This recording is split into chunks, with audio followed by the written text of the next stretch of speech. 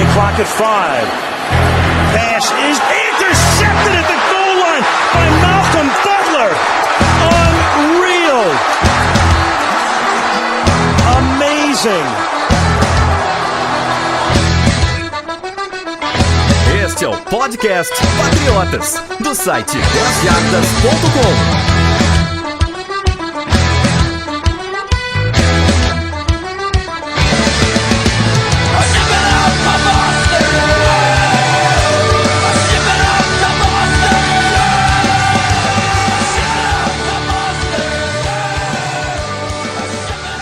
Sejam todos bem-vindos ao podcast Patriotas número 68. Fala, Sidney. Fala, Felipe. Agora tudo dentro da tranquilidade com os Patriots, né, cara? Não, e tranquilidade a gente que tá um perrengue pra gravar, que vocês não têm noção. A gente tá tendo problema de áudio, vocês perceberam aí nos dois últimos programas. E hoje, de novo, a gente tá tentando, faz meia hora que a gente tá tentando gravar e estamos tendo problema de áudio. Vamos tentar resolver isso, gente. É que tá difícil, né, Sidney? A gente não manja nada dessa história, então a gente tá sofrendo pra fazer esse negócio funcionar direito, né? Eu não manjo nada, você ainda manja alguma coisa e tá sofrendo, então o negócio aqui tá complicado. Pois é, vamos parar de reclamar e vamos pro nosso podcast. A gente tem hoje pra falar de Patriots e Browns. Finalmente a gente voltou a ganhar, depois daquele jogo horrível contra os Bills. A gente teve a volta de Brady, podemos dizer que teve a volta de Gronk, porque foi um outro Gronkowski em campo. Brady aí estreando com os seus dois tight ends, fazendo estragos já, a gente vai falar tudo isso no programa, mas antes a gente vai falar de Survivor e de Fantasy do Patriotas. No Survivor Patriotas, Sidney, a gente tem ainda 40 jogadores que não erraram, ou seja, acertaram todos os times vencedores até agora, 54 já tem um erro, não podem errar mais, e 165 já estão fora da competição, erraram duas vezes e já era, só ano que vem. Bom, eu tenho que avisar que eu ainda estou nos 40 que não errou, e o Arthur, que é o outro aqui da nossa equipe que participa, já errou uma vez e logo o Arthur tá vazando. Arthur, que está jogando no Fantasy, ele é o nosso representante do Fantasy, né, Sidney? Passa pra gente aí como é que tá a pontuação, as pontuações, né, das nossas três ligas. Exatamente, após 5 semanas a pontuação das três ligas é o seguinte: na Liga Red, o time Patriotas, que é o time do Arthur, né, se salvo engano, tá com 549,88 pontos. Na Liga Blue, temos um time com o nome mais interessante que eu achei aqui de todos, Cabritos de Piripiri, 483,46 pontos.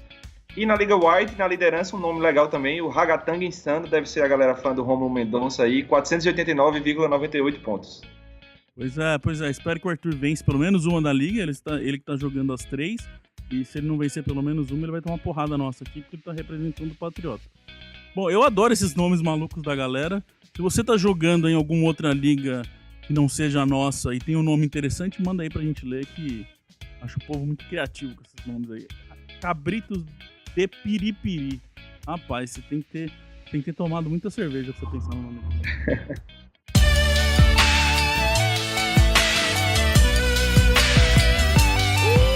I'm an Irishman, leathered, weathered Irish skin, beard orange as the sunset of the flag. In the night sky we fly it, and pride for the life we fight to live. History I write with it, spit it with. Bom, vamos nessa, Sidney, falar de ataque.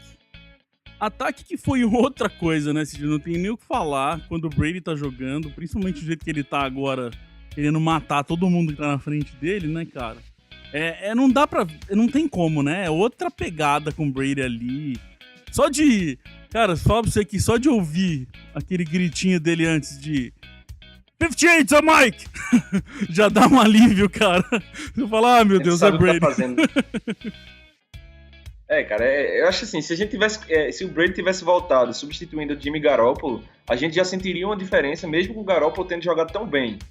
E o choque que a gente teve foi ainda maior, né? Porque a gente tem um Brady entrando no lugar do Brissett, que nas últimas rodadas, apesar de ter se esforçado muito, não chega nem perto do nível dos outros dois. Então é um alívio realmente, a gente finalmente vê o ataque aéreo conseguindo avançar, conseguindo pontuar, nossos recebedores aparecendo, os tight ends aparecendo, então todo mundo ganhou com isso. Não, e assim, ele voltou, como a gente falou, ele tá on fire, tá querendo mostrar pra todo mundo que ele realmente é um dos melhores da história. Passou pra mais de 400 jardas, acho que são 8 jogos só na carreira até agora pra mais de 400 jardas e esse foi um deles. 3 touchdowns, e o mais importante aí, né, CJ, nos números, aí, se a gente for olhar nos números do Brady, Acho que o que mais faz diferença é a média do release dele, que ficou em 1.97, que a gente já falou aqui em outros programas, acho que a gente já fez até texto no site. Quando o Brady lança para menos de 2 segundos, ele é quase que mortal, né, cara? É inacreditável, né, cara? Você vê, por mais que seja o Browns do outro lado, uma defesa que não é das melhores da NFL, você conseguir se livrar da bola e completar passes, soltando a bola com menos de 2 segundos, não tem defesa que dê jeito, porque não dá tempo do pass rush chegar no quarterback, então ele ajuda muito a nossa linha ofensiva.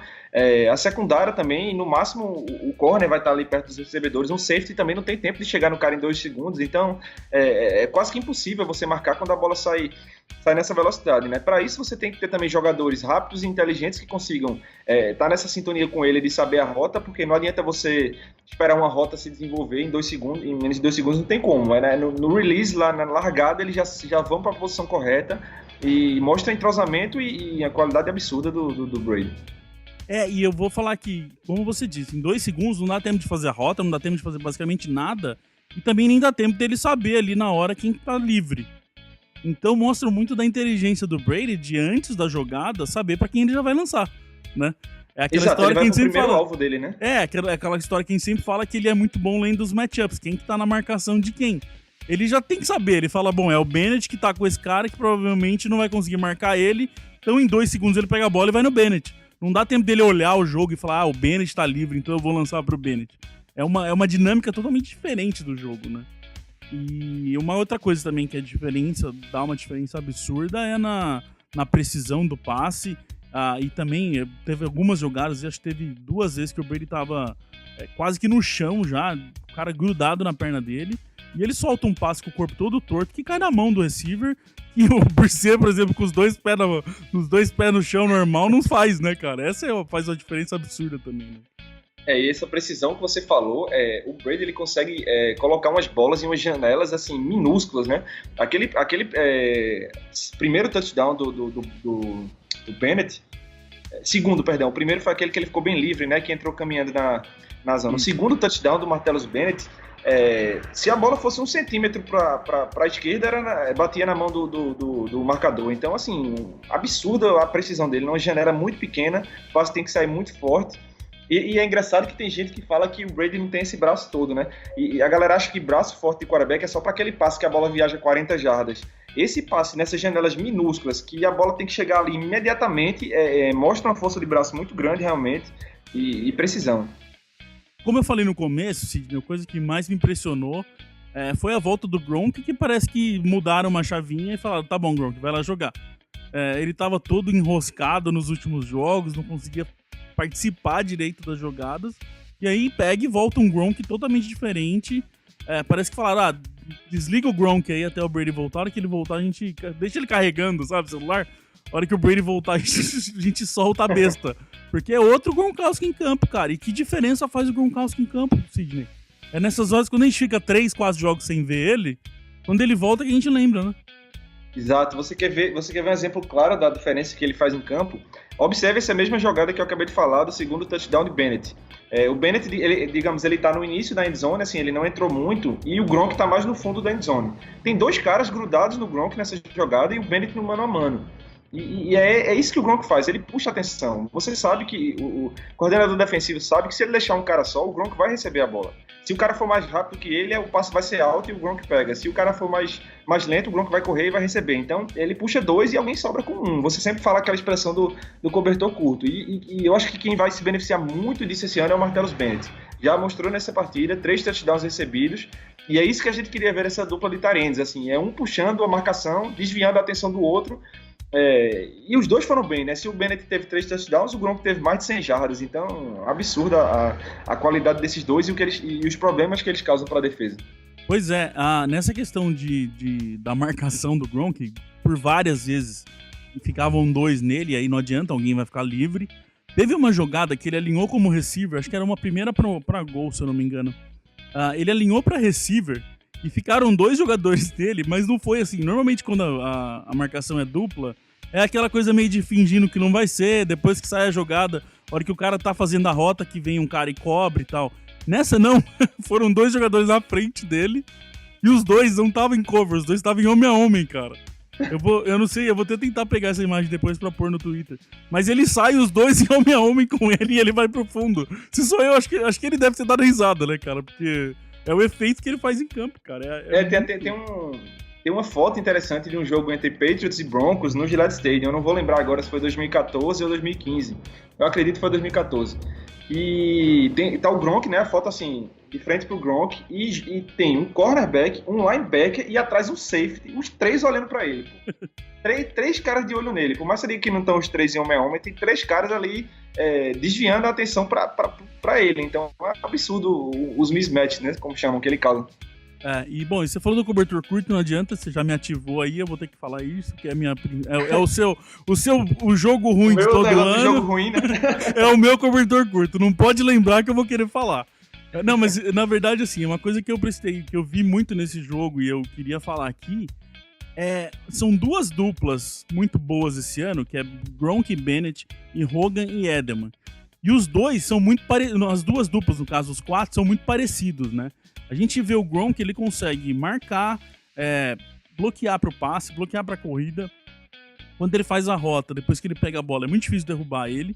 E a gente tá vendo um Bennett ser igualzinho. No lado dos receivers, o Edelman consegue fazer screen pass, consegue fazer end around, aquele que ele corre por trás. Ele tá bloqueando muito bem, ele faz rota muito bem, ele é muito rápido. E o Hogan se mostrou quase que um Edelman esse jogo também. Então, quando você tem esses quatro jogadores em campo, cara, é aquilo que a gente falava lá no começo desse ano, né? Tá muito difícil dos caras saberem quem marcar, a verdade é essa. É bem o que você falou, tipo, pode ser que Gronk e Edelman não tenha tantos touchdowns esse ano, porque vai sobrar pra Hogan e pra Bennett. Até uma hora que eles tiverem que marcar o Hogan e o Bennett e sobrar o Gronk e o Edelman, né? Se esses quatro se mantiverem saudáveis essa temporada, esse vai ser um dos melhores ataques da NFL. Já né, na minha opinião. Porque, como você disse, eles fazem tudo. Não é aquele cara que só sabe fazer uma coisa. Um exemplo que eu gosto de citar, eu lembro do Mike Wallace, que era o wide receiver dos Steelers, foi para Miami e depois para Minnesota. O Mike Wallace era um cara extremamente rápido, mas ele não sabia fazer outra coisa a não ser correr para frente em direção à endzone. Ele não tinha muita variação de rotas, era correr em direção à endzone e só isso. E o Edelman não, e o Hogan está se mostrando também versátil como o Edelman. Eles fazem de tudo, como você falou aí. E um traço muito bom desses wide receivers, e isso é uma coisa que o Bill Belichick está procurando já faz algum tempo, são caras que não têm medo de bloquear pro jogo terrestre. Caramba. Observem o Edelman e o Hogan, eles vão para cima dos corners, seguram, bloqueiam muito bem. O Brandon LaFell já era assim também, que veio há 2 anos, então era um cara muito voluntarioso no bloqueio. Eles não têm medo, vão para cima e se garantem realmente nos bloqueios. Isso ajuda muito pro jogo terrestre e, cara, fazem de tudo, né? Não, e esse ano, cara, tá muito, muito, muito bom. Todos os receivers. A gente já viu, inclusive de dentro de campo, a gente já viu jogada que o Mitchell também sempre tá lá no fundo, pegando o corner dele e bloqueando. O Edelman, ele tá acima aí de todo mundo, porque eu tô até pensando em fazer um de dentro do campo pra mostrar isso do Edelman, porque ele tá quase virando um OL, cara, porque as jogadas de corrida, a OL tá funcionando muito bem, os tight ends estão conseguindo bloquear, mas toda jogada importante de corrida, você vai ver, o Edelman fez um bloqueio diferencial pra corrida, cara. Todos. E ele tem uns que ele chama aquele impact block, né? Aquele bloqueio que o cara vem, se joga e destrói o defensor. É muito comum ver o Edelman fazendo isso. O defensor vem correndo em direção ao running back ou ao outro recebedor, de repente o Edelman aparece na frente dele e derruba o cara, atropela. Ele é muito, muito voluntarioso nesse sentido. Eu fiquei pensando aí se não teria um dedo do Skarnek nessa história. De repente trabalhar com eles e tal. No training camp eu não vi nada disso, de trocarem ali dos receivers, trabalharem com ele, por exemplo. Mas nos treinos que rolam aí, tem tanto treino que ninguém sabe o que tá acontecendo. Eu não duvido nada, viu, cara? Como você disse, já é uma coisa que o Belichick gostava antes. Mas esse ano tá muito, muito visível o que eles estão fazendo, esses bloqueios. Então eu não duvido nada não que o Skarnek também tenha pegado esses rapazes aí e falar, vem aqui que vocês vão ter um dia de trabalho aqui comigo. E até porque Edelman já trabalhou em outros anos com o Skarnek, né? Antes dele se aposentar, nos anos que ele passou lá, aí se aposentou e voltou agora, então deve ter tido alguma influência, sim. Continuando aí nesse jogo corrido, a OL também fez um jogo bom, conseguiu abrir alguns buracos. E o que eu mais gostei, Sidney, foi que aconteceu o que a gente sempre quis, né? Tipo, o Brady não precisar lançar todas as bolas, o jogo corrido conseguiu não ser aquele jogo inútil que a gente tinha. Mas o mais importante, cara, é que a gente viu não só o Blount correr dessa vez, né? O White fez um bom jogo correndo, O Foster conseguiu algumas corridinhas dele ali e o Blount também. Então, foi quase que um sonho, né? Porque os 3 jogadores, os 3 running backs correndo, o Brady em campo, mas o jogo funcionou, o jogo corrido funcionou para todos os running backs, né? Assim, não foi um espetáculo em termos de jardas terrestres, não foi um absurdo. Mas esse ataque dos Patriots não precisa que a gente corra para 150 jardas, 200 por partida. Esse ataque correndo na casa de 100 jardas por partida, como ele correu nesse jogo, é o suficiente para a defesa saber que numa 3ª-2 pode vir uma corrida. Naqueles jogos de 1 a 2 temporadas atrás, quando a gente não conseguia correr às vezes para 40 jardas por partida, a defesa nem se preocupava com corrida. Observa a final da AFC contra os Broncos, ninguém respeitava o jogo terrestre dos Patriots. Então, não precisa você correr para 150 jardas, basta a defesa saber que você pode ser efetivo em corridas específicas ali. Isso já deixa a defesa ligada no running back, já facilita o play action, né? Para quem viu o espaço para Hogan, tem cada play action lindo. Que a linha ofensiva vai toda para o lado esquerdo, a defesa inteira do Browns vai para o lado esquerdo, o Brady sai sozinho para o lado direito e lança a bomba lá pro Hogan. Então, o jogo terrestre precisa entrar o suficiente para facilitar o play action e para conseguir algumas conversões aí importantes. Não, e assim, o play action já funcionou, foi muito importante nesse jogo, porque você pega aí pelo menos 2 touchdowns que foi no Bennett, foi por causa do play action. Aquele TD que ele recebe mais, que foi acho que o passe mais longo que ele recebeu, é total, porque tá o Gronk alinhado por dentro, como primeiro tight end, o Bennett como segundo, eles saem fazendo play action, então fica como o Bennett é o último cara ali, o último recebedor, fica um corner nele, o corner acredita no play action, o Bennett sai sozinho, então o Brady tinha a opção do Gronk e do Bennett ali, porque todo mundo caiu no play action. E a gente tem uma informação legal aqui, que é de todas as vezes que o Brady lançou com play action, ele foi 4 de 4 para 84 jardas e 2 touchdowns. Então, assim, é exatamente o que você disse. Não precisa o jogo corrido ir lá e ganhar o jogo. A gente tem Tom Brady. É óbvio que a gente vai ser um time que passa. Mas a partir do momento que o povo fica com medo, que as defesas têm um pouquinho de medo do nosso jogo corrido, faz o trabalho do Brady ser muito mais fácil. Para começar a defesa, Sidney, eu preciso falar aqui que o Alambique... Aliás, Alan, a gente tá se matando com o seu nome, cara. Realmente Alambique, velho. A gente tá falando Alambique é muito bom, é uma combinação muito boa de nome, cara. Você tem que beber muito profissionalmente, cara. Desculpa, mas ficou muito bom o seu nome. E eu errei seu nome semana passada que eu falei Brick. Na verdade é Bic, agora eu não vou esquecer mais. Bom, o Alan mandou um comentário pra gente falando assim: eu sei que vocês vão meter o pau na defesa, mas não tem como criticar uma defesa que toma 15 pontos só de média. Eu acho que muito por isso que o pessoal tá muito bravo com a gente, Sidney, porque semana passada a gente soltou o texto, eu soltei o texto, falando que a defesa é uma das piores do ano, e teve muita gente que ficou bem revoltada comigo. Mas o que eu posso fazer, gente? São os números. Desculpa, não tem muito o que eu falar. Meu texto foi todos os números, mas diferente do que o Alan tava achando, eu não quero meter o pau na defesa não, cara. Eu acho que a defesa fez um bom jogo dessa vez contra os Browns. Não, meter o pau não merece, né? Até porque, se você olhar que o melhor ataque terrestre da NFL até então conseguiu correr para 27 jardas, aquela história, né? Todo comentarista fala, seja daqui dos Estados Unidos, que o Bill Belichick, ele tira a sua principal arma.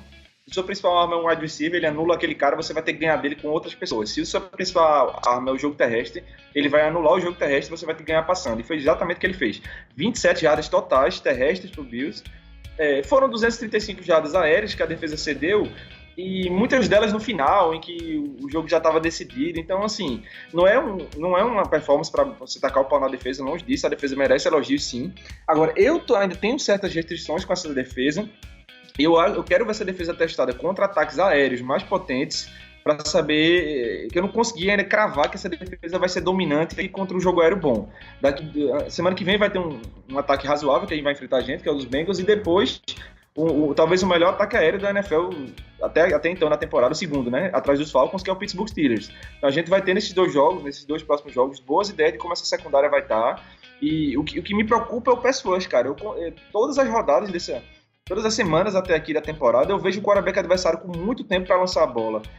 O Jabal Sheard não tá no nível que eu achei que ele fosse estar nessa temporada. Eu achei que ele ia assumir o lugar do Chandler Jones e dominar. Você vê o Chris Long tá sendo mais produtivo, né? Até que o Sheard melhorou, mas ele não tá ainda naquele Sheard. O Sheard foi bem contra o Não, Brown. ele foi bem nesse jogo. Mas ainda tô querendo ver o Sheard que eu via quando ele entrava na temporada passada, assim, que ele entrava e a gente dizia, pô, esse cara tá merecendo ser titular e tal. Então, o que eu digo, a defesa tá bem, mas eu quero ver essa defesa testada contra ataques aéreos mais potentes. Então, o meu caso também. Como eu falei, eu achei que a defesa não foi mal, mas também não tô 100% feliz com ela, principalmente com a secundária. Eu não confio na secundária, a verdade é essa. Eu não tenho uma secundária que eu falo assim, lança aí que a gente se vira. Principalmente uma coisa que eu vi um problema muito sério nesse jogo foi muita bola no meio, cara. Muita bola no meio e eles estão conseguindo completar com essa defesa. O meio ali, dependendo de onde for, é até um pouquinho mais culpa dos linebackers e tal, mas vamos dizer aí, nossa defesa aérea, eu não confio nela não, cara. Eu já não tô tão preocupado com o front seven. Esse jogo eu achei que foram bem. Igual você falou do Sheard, eu achei que o Sheard foi bem. Ele tava ali enchendo o saco dos caras toda hora. O Long que teve um jogo um pouquinho menor dessa vez. Mas pra mim, a minha desconfiança até agora é total contra o jogo aéreo. Eu tenho bastante medo de quando os caras passam. E eu tô com muito medo dos Steelers, pra falar a verdade. Pra que vão fazer com o Antonio Brown ali, porque como a gente já falou nos últimos programas, coloca o Ryan, daí depois tira, não pode pôr o Butler, aí coloca o Coleman, sabe? Essa é a minha maior desconfiança até agora, meu maior medo. Aí se não bastasse, acho que você quer falar, pode falar antes que eu... Mas assim, e um cara que era pra estar ajudando isso aí e não tá nem ajudando, nem se ajudando, é o Cyrus Jones, né? Então é isso aí que eu ia puxar mesmo.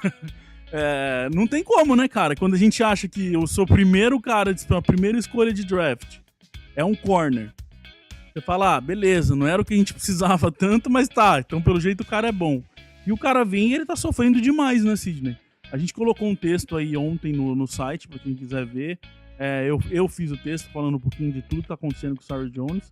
Eu tô achando que é um problema meio psicológico dele já, ele não tá conseguindo se achar. Então deve estar afetando meio que a cabeça dele.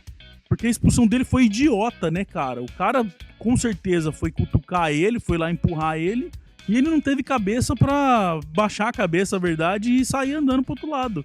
Ele quis revidar num jogo que tava 30-13, cara. É muito idiotice fazer isso. E antes disso, ele foi completamente batido no primeiro touchdown do Browns e foi pro banco logo depois. Então, ou seja, ele já tinha causado uma má impressão jogando, né? Então, qual era dele? Ele tinha que ficar caladinho e melhorar, entendeu? E o que é que ele faz? Ele vai dar um jeito de ser expulso. Então, eu tenho certeza que ele ouviu muito do Bill Belichick depois desse jogo. Não me surpreendo se ele ficar inativo no próximo jogo, tanto saudável. A gente, de vez em quando, vê isso, eles chamam healthy scratch, né? Quando o cara fica de fora mesmo, tanto saudável. Aconteceu essa semana, acredito, com o Justin Coleman, não foi isso? Tava saudável e ficou inativo no jogo. Eu não duvidaria se no próximo jogo o Cyrus Jones não aparecesse. E eu acho que tem que ser mesmo, cara, porque não dá, meu. Muito que eu falei no texto ali. Ele não tá bem marcando o passe, ele não tá bem retornando os chutes, que era até então o grande motivo dele ter vindo, e agora ele mostrou que ele não tá bem de cabeça. Então fica uma semana em casa aí, toma um maracujina uma semana e volta a jogar que nem homem, cara, porque senão não rola. A verdade é essa, desculpa aí, mas você foi a primeira escolha do draft, cara. Você tem que entregar, não tem essa. Não tem primeiro era problema no vento de Foxborough, que ele não pegava a bola. Depois foi não sei o que, sabe? Toda hora é uma historinha. Meu, agora não, agora você se ferrou porque você foi expulso. Tem muita gente que nem sabia que dava pra ser expulso no futebol americano, na NFL. E o cara foi lá e falou, não, peraí que eu te ensino como é que faz. Eu acho que nem naquela confusão no final do Super Bowl, no finalzinho do Super Bowl contra o Seattle, eu acho que do Seattle o Michael Bennett foi expulso, mas acho que nosso não. Eu não me lembro realmente. Bom, mas beleza, vamos ver o que vai acontecer com o Cyrus Jones, se vai ser nativo ou não. Eu acho uma boa, eu concordo com você, eu deixaria ele uma semaninha em casa aí pra dar uma pensada na vida. Minha mãe fazia isso comigo, pô. Deixava eu sentar lá no meu quarto pra eu pensar no que eu fiz, por que cara não pode fazer? Bom, quem jogou muito bem e mostrou que é um puta de um jogador é o Malcolm Brown, né, Sidney? Que jogador que ele é, no meio ali. Quem lembra de Isley, não precisa, né, cara? Porque o Malcolm Brown fechou no jogo corrido, foi bom no pass rush também, e ele é um monstro ali no meio, né, cara? E é impressionante a ascendente do Malcolm Brown, né? Porque ele, quando ele começou a jogar no início da temporada passada, ele não foi bem discreto e tal, o pessoal começou a reclamar porque ele era escolha de primeira rodada, mas daqui a pouco ele começou a subir, foi virando titular, e é titular desse time, indispensável, muito bom contra o jogo terrestre, ele é muito grande, ele consegue ocupar muitas vezes um bloqueio duplo, né? Então ele ocupa muito espaço ali na frente. E tem esse bônus aí que é conseguir sacar o quarterback, que ele conseguiu 2 vezes nessa partida. Então, esse cara é muito jovem ainda, ele é um cara muito maduro para a idade dele. Eu tinha falado, lembra que eu prestei muita atenção nisso, não precisava nem prestar muita atenção, na verdade. É bem visível que no training camp, quando ele não estava fazendo exercício, ele na fila ali, ele ia falar com todo mundo, sabe? Seja mais novo, seja mais velho, ele ia mostrar como que ele estava fazendo, perguntar como os caras estavam fazendo, falar como que ele estava fazendo. E até o Terrence Knighton, que é um cara super veterano aí, ele, logo quando ele chegou, né, Sidney, se eu não me engano, ele falou que ele reconheceu rapidamente essa liderança que o Malcolm Brown tem, né? Exatamente. Ele falou que, apesar de ter caras mais velhos e experientes lá, até o Alan Branch já é um cara mais velho, ele disse que era nítido, assim, a liderança que o Malcolm Brown exercia, e o cara só tem 22 anos, então esse cara tem pelo menos 10 anos aí de futebol em alto nível para jogar pelos Patriots. Bom, outra coisa que foi interessante ver nessa linha, principalmente porque o front seven, principalmente a DL ali, jogou bem, foi a forma que eles usaram o Ninkovich, né, Sidney? Uma coisa que a gente já tinha visto, tava rolando os boatos desde da off-season que o Ninkovich poderia ser usado como linebacker. Dessa vez ele foi muito usado, muitas vezes ele tava ali no cover, ficou ali, eu entendi ele um jeito bem solto, sabe? Parecia até que, tipo, ele podia meio que decidir o que ele fazia, assim. Deixaram ele bem tranquilo pra ele jogar, sem precisar estar com com a mão ali, com os 3 pontos no chão, e poder decidir usar a experiência dele, né, pra ele ver o que estava acontecendo nas jogadas, né? E é interessante que a gente se acostumou a ver o Ninkovich sempre no chão ali, abaixado pelo lado esquerdo da linha, indo atrás do quarterback, e de vez em quando ele surpreendia, dava uma recuada, né? Até interceptou já, lembro do jogo contra o Jets, que ele teve 2 interceptações lá em Nova York. De vez em quando ele surpreendia, interceptou o Peyton Manning já. E é interessante que nessa partida eu vi em alguns momentos os 3 em campo juntos, o Chris Long, o Ninkovich e o Sheard.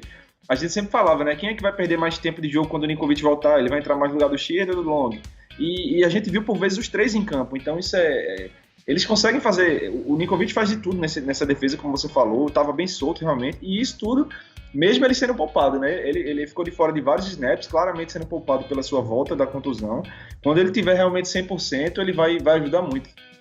Inclusive teve uma jogada, acho que eles formaram em 3-4, e tanto o Ninkovich quanto o Long voltaram para ficar no cover. Então é interessante. E muito isso que a gente falou do Gronk, do Bennett, do Hogan e do Edelman, tem aí um tal de Ninkovich com Long também. Até dá pra meio que entender algumas características parecidas dos dois. E eu tô gostando também. Eles estão sendo bem... como eu vou dizer, Sidney, não tá tendo não tá engessada a defesa, né? Não é assim, a gente joga desse jeito e é assim que a gente vai jogar. Não, versatilidade, todo mundo ali faz de tudo, cara. Isso é uma coisa que a gente tem que elogiar. Depois daquele texto que eu meti pau em todos aqueles números, essa é uma coisa que eu elogio muito, sim, que é como eles estão sendo versátil. A palavra que você usou é perfeita. Um outro cara que eu falei mal semana passada e que voltou a jogar bem foi o Hightower. A gente fez o de dentro do campo mostrando como o Hightower foi estranho contra os Bills, como ele realmente estava estranho, ele não estava 100%. E nesse jogo ele já apareceu melhor. Principalmente, eu vejo o Hightower, Sidney, foi muito que eu falei no de dentro do campo, quando ele não ataca o cara que tem a bola. Quando ele fica esperando, alguma coisa está errada, porque é muito instintivo dele, né, dele ir pra cima, dele ir fazer o tackle. E foi muito que a gente viu ele fazer de novo, agora voltou a fazer contra os Browns. Forçou um safety, né, do Corey Kessler no começo do jogo, foi pra cima. É uma coisa que eu sinto falta do Hightower quando ele não tá, que quando tá ele e Collins ali pelo meio, os dois são muito bons no pass rush. Então, às vezes não vai nenhum, mas às vezes vai o Collins, às vezes vai o Hightower pelo meio da linha numa blitz. E isso deixa o quarterback adversário sempre com a pulga atrás da orelha, né? Será que vem o Collins? Será que vem Hightower? Às vezes você vê o Hightower alinhado quase que como outside linebacker mesmo, ali na extremidade da linha, já para ir pro pass rush. Então, foram vislumbres assim, do Hightower que a gente viu, até porque ele ficou de fora de boa parte do jogo. é outro que, juntamente com o Nikovic, não está 100% ainda. Então, esses caras, quando voltarem e se tudo der certo, não tiverem mais lesões aí, essa defesa vai melhorar bastante. Não, é o que a gente sempre falou, né? Se a gente pegar os nomes e as características, a gente tem uma defesa top 5 aí, como o pessoal perguntou esses dias. Só que tem que ver se eles vão conseguir jogar como a gente imagina que eles podem entregar, né? Pra falar de linebacker ainda, a gente teve a grande surpresa do jogo, que foi o Elandon Roberts, né? É um cara que muitos nem achavam que ia ficar no elenco. Tava sendo inativo por vários jogos aí, quase todos os jogos ele tava sendo inativo. Colocaram ele dessa vez e o rapaz jogou demais. Cara, eu acho que eu só não vi o Elandon Roberts no ataque, porque em todos os outros lugares da defesa eu vi. Ele fez tackle em tight end, fez tackle em running back, foi pro pass rush, pressionou o quarterback, fez tackle até em wide receiver. Foi o líder do time em tackles, né, na verdade, na partida, com 7. Então, bela surpresa, e mostra que a gente não precisa colocar o Freeney quando não tiver Hightower ou Collins. Pois é. Tem o Elandon Roberts agora para salvar a pátria quando esses caras não puderem jogar. E tomara que não seja só um brilhareco, assim, que realmente ele mostre que está evoluindo. E até um cara que ele não se destacou mais, a gente falou há umas semanas aí, no training camp, do que o Camo Grugier-Hill, né? A gente até achou que o Grugier-Hill estava na frente dele uma época aí, e o Grugier-Hill tá fora e ele tá no time ainda, né? Então, tomara que realmente isso aí seja sinal de que ele tem futuro e que essa evolução venha logo.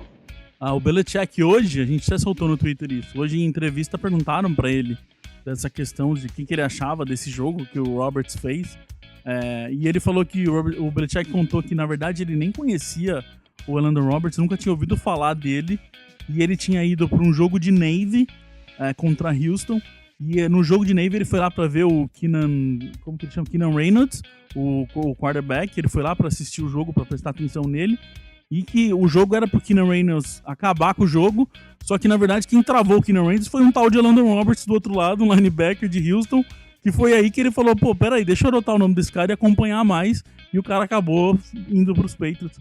Eu achei bem legal essa história dele, tem lá no nosso Twitter, inclusive a gente até soltou no Twitter tem os melhores momentos, fizeram já um vídeo no YouTube com os melhores momentos desse jogo do Elandon Roberts em Navy, que é o jogo que ele apareceu aí pro Bill Belichick. Pra terminar essa defesa, Sidney, eu não quero deixar de falar do Patrick Chung, que fez um bom jogo. Ele tomou umas bolas ali, mas no geral ele foi bem. Uma coisa que eu achei bem interessante dele, não só a interceptação, lógico, mas teve uma jogada que ele tava no tight end, e ele tava tão justo no tight end, ele sabia que ele tava muito justo no tight end, só que o tight end agarrou a bola. E aí, quando acabou a jogada, ele tava sentado no chão e ele bateu palma pro tight end. Eu achei muito legal a atitude dele. Mostra muito isso do que a gente fala aqui, né? Porque às vezes não adianta, cara. Quando você joga na defesa, você dá seus 110%. Mas se o cara der 111, o cara vai pegar a bola, né? Aquela história, até um clichêzinho que o Paulo Antunes falava muito. Hoje em dia ele fala pouco isso, mas ele falava muito, né? Que o passe perfeito é indefensável. Ele falava sempre, todo jogo ele falava. E realmente, tem recepções que são completadas com a cobertura perfeita. Só assim, não tem como esse cara tá melhor do que isso sem cometer uma falta. O Chung fez uma ótima partida. Ele e o McCoy foram bem em tudo, assim, muito bem atacando o jogo terrestre também, que era um ponto de ênfase, assim, realmente dessa partida. E muito boa a dupla nossa. Uma injustiça que eu vi ali nessa questão da marcação também foi com o Jonathan Jones.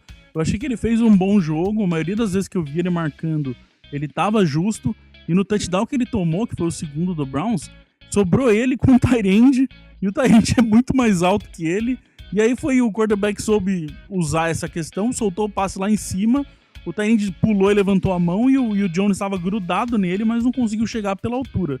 Então achei que foi até meio que uma injustiça aí com o Jonathan Jones ter tomado esse touchdown. Eu achei que ele fez um bom jogo sim, eu não achei que foi mal não. Bom, pelo menos não foi expulso, né, Sérgio? Special Team, Sidney. Toda vez agora a gente tem que falar dessa história, porque o Sr. Gostkowski errou de novo, cara. Tudo bem. Impressionante. Foi 50 jardas. É aquela história que a gente fala que é um chute que não dá pra garantir. Mas pra falar a verdade, cara, o erro dele me afetou não por ser torcedor dos Patriots e eu falar, eu queria os 3 pontos, porque os 3 pontos não fez a diferença. Mas eu tô naquela questão assim, putz, o Gostkowski errou de novo, cara. Ele não pode errar porque, tipo, eu tô muito com medo de que seja uma coisa da cabeça dele, sabe? E qualquer chute que ele errar agora só vai piorar essa história, sabe? Cara, é isso que o principal não tá fazendo a diferença nos jogos, mas tá fazendo a diferença na confiança que a gente tem nele. Se você lembrar da partida contra os Giants em Nova York, ano passado, um jogo para ser decidido, a última campanha, o Brady tendo que marchar o ataque para tentar chutar um field goal, e eles conseguiram avançar até um ponto que seria um field goal de 54 jardas. E eu fiquei tranquilo, 54 jardas, muito kicker erra direto aí, eu sabia que o Gostkowski não erra aquele chute, e ele era um cara automático, assim, em field goals de nível difícil, você falou corretamente. A partir de 50 jardas não dá para você criticar o cara se ele errar. Mas a gente sabia que o Gostkowski, 50, 54, ele bota lá dentro, não tem erro. Agora, não, sabe? Esse ano eu não consigo ter essa confiança nele. Se o jogo estiver dependendo de o ataque chutar um field goal, dos Patriots chutarem um field goal de 54 jardas para ganhar, eu vou ficar com medo agora, eu confesso. Então, é mais nisso, a confiança que isso pode fazer falta lá na frente. Então, é bem isso que você falou. O ano passado, né, por exemplo, usando o seu exemplo do Giants, não precisa fazer touchdown. Leva ali até pouquinho depois do meio de campo que a gente ganha o jogo e a gente tem o Gostkowski. Esse ano já vamos tentar o touchdown porque não vai saber o que o Gostkowski vai fazer. Agora, repito, o meu medo é muito... Se ele também não tá assim, sabe? Tipo, na hora que tiver um drive, ele tiver na cabeça dele, nossa, faz o touchdown pra eu não ter que chutar. Tomara que não, cara, mas quanto mais ele errar, pior vai ser, cara. Então, sei lá, eu tô muito cabreiro com essa história. Tô bem preocupado, pra falar a verdade. Sr. Cyrus Jones já foi, isso não tinha sido nem expulso ainda, mas ele já tá sendo tirado ali dos retornos, pelo menos nesse jogo, né? Ele não retornou os punts, que foram o Edelman, a maioria do jogo, e o Amendola no final. E no kickoff colocaram o Foster, o DJ Foster, com o Slater. Já foi aí um primeiro, a gente falou bastante já do Cyrus Jones, mas já estão mostrando ali pra ele também que em campo ali, as bobeiras que ele fez nos retornos não é aceitável, então ele já tá tomando uma barraçãozinha ali. E uma velha novidade, digamos assim, nesse jogo foi o Edelman voltar a retornar punts, né? Até 2014 ele era o retornador oficial, era o melhor da NFL disparado em termos de média de jardas de punt. E ano passado ele foi muito poupado disso aí, claramente queriam preservá-lo, botaram o Amendola para retornar e tal. E contra os Browns, Edelman voltou. Eu não sei se isso significa que os caras têm confiança de que se por acaso ele levar uma pancada e precisar ficar de fora de algum tempinho, a gente tem jogadores ali para suprir, ou se é porque eles não estavam satisfeitos com o retorno dos punts e resolveram botar o melhor retornador para assumir, né? Eu sei que eu não gosto nem um pouco disso. Com o Edelman ali eu não gosto nem um pouco, pra falar a verdade. Bom, pra gente não deixar de falar domingo, porque a gente é a nossa torcida oficial domingo, o domingo jogou pra caramba no Special Teams. Cara, é muito bom, né? E ele começou a entrar na defesa, viu? Finalmente, a gente cobra isso dele aqui, do Belichick aqui há algum tempo. Tudo bem que a maioria das vezes o jogo já estava decidido, mas ele entrou na defesa e eu quero ver ele principalmente, assim, a gente fala aqui, em situações de terceira descida, indo pro pass rush, que ele é muito atlético, a gente tem que explorar isso domingo.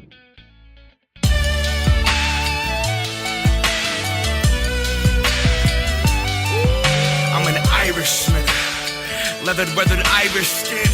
Beard orange as the sunset of the flag. In the night sky we fly it. And pride for the life we fight to live. History I write with it. Spit it with the dialogue. Bom, então é isso aí, Cid. A gente vai ficando por aqui. O próximo jogo é Patriots e Bengals. Jogo já confirmado pela ESPN, então não precisa ir sair correndo atrás dos links malditos. A gente vai, como sempre, vai estar ao vivo. A gente vai soltar matéria sobre isso. E como você disse no meio do programa, vai ser um ataque um pouquinho mais organizadinho ali, que dá ameaça um pouquinho mais o jogo aéreo. E vamos ver o que essa defesa vai conseguir fazer, né? Isso, o que eu tô achando bom disso é que eles vêm com a confiança um pouco abalada. Eles levaram uma surra do Cowboys. Estavam perdendo de 28-0 até o quarto período, eu acredito, e depois conseguiram até 2 touchdowns no finalzinho. Então eles vêm um pouco abalados assim, já com 3 derrotas na temporada. Então a gente tem que aproveitar isso aí e usar isso contra eles e sair na frente, pontuar e deixar os caras mais desesperados ainda. Bom, você tem uma coisa boa aí, o jogo é em casa e os Patriots não perdem para os Bengals desde 86. Ou seja, eu nunca vi os Patriots perder dos Bengals e espero que eu não veja de novo. Sidney, vamos ficando nessa. Até semana que vem, cara. Abraço. Até, cara. Um abraço, galera. Até mais. We love our New England Patriots and the way that they play as a team. And we'll always be true to the red, white, and blue, our New England American dream. When they take to the field, they don't often yield. They'll bend, but they seldom will break. If the first half should sour, well, there's still half an hour. They'll ignore every bruise, every ache, and they'll pull it all out at the end of the bout. If it's close and the game's getting